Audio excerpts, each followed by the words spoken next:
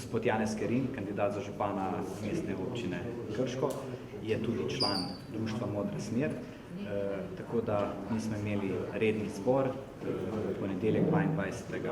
avgusta, kjer je predstavil svojo kandidaturo, kjer se je tudi sam predstavil svojim programom. Moram povedati, da je zelo dober, debilen kandidat.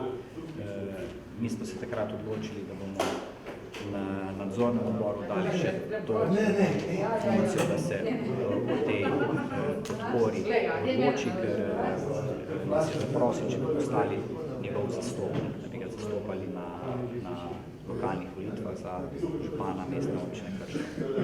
Kar se tiče našega društva, ustanovljeno pred enim letom, zbrala se nas je skupina somišljenikov, kot že samo ime društva pove, smo želeli aktivirati občane, da participirajo svoje ideje in da te ideje tudi uresničujemo, ne glede na to, da smo društvo, da nismo politična stranka in nimamo neke moči, vendar vsak glas šteje, več nas je, več lahko naredimo.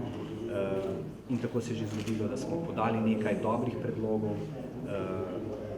županu mestne občine ali občinskem svetu in so se potem tudi realizirali, kar pomeni, da je možno vse narediti, kolikor se nas zbere dovolj, dajemo dobre ideje, stopimo skupaj in smo aktivni.